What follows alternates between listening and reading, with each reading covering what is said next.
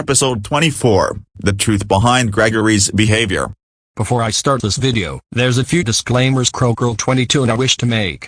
First, this is a direct sequel to the previous episode of Gregory Gets Grounded. And second, this video may contain some sad scenes as there will be a therapy session throughout most of it. Anyway, let's start the show. Okay Greg, it's time for your therapy session. Paula, this is completely unnecessary. I don't deserve to be treated like a child or a patient. This is a very serious matter here Greg.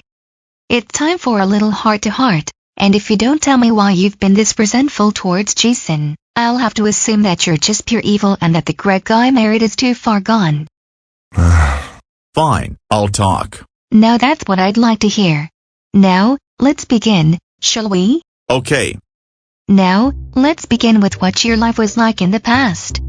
Right before you met me. Well, when I was a child, roughly around Jason's age, I've been getting bullied at my old elementary school because everyone there was smarter than me. I've been picked on, laughed at, and called names such as Big Dummy, Goofy Greg, Stupid Cupid, and many more. And to make things worse, my parents resented me for the same reason. They even favored my younger brother, Patrick, over me because he's also smarter than me. I'm always in his shadow. He's so much better than me in every way, even academically. And to top it all off, my parents have been neglecting me and chose him over me. They never gave me any attention nor have they ever loved me.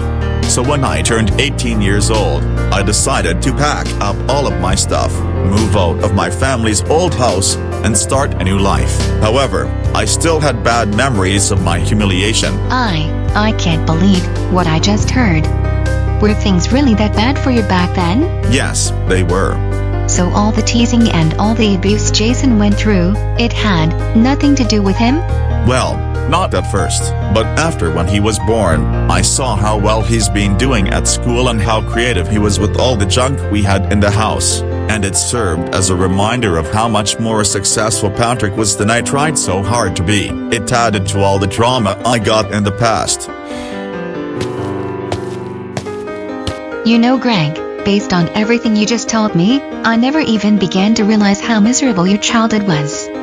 When we met at your workplace, you seemed like a handsome guy, but I feel really bad for you knowing that you were made fun of and neglected because of your very low intelligence. But, as your wife, I'm afraid the trauma you experienced doesn't justify how badly you've been treating Jason.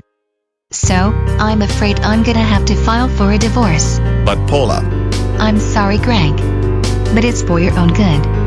And for our family's own good. I'm gonna call the police and have you placed under arrest. Please Paula, we can still work things out. I promise to be a better father to our kids. I won't abuse Jason or Tara and Kevin ever again. I'm begging you, give me another chance. I'm sorry Greg. This hurts me more than it does you, but it's too late for me to give you another chance. I'm calling the police right now.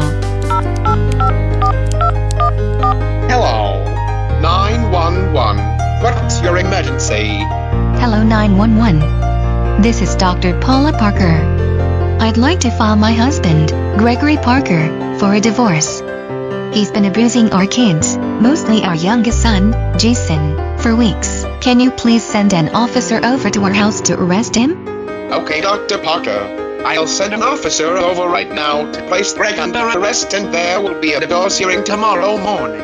Thanks for calling. See you soon. Goodbye. Thanks, Commissioner. You too. I can't believe this is actually happening. Now I feel really ashamed of myself for everything I did. I don't like doing this, Greg, but it's for your own good. A few minutes later. Gregory Lumberjack Parker, you're under arrest for aggravated assault and child abuse.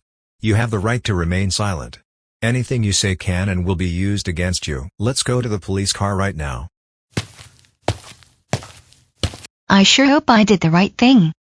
If the divorce and however long he'll be sentenced for doesn't teach him a lesson, I don't know what will.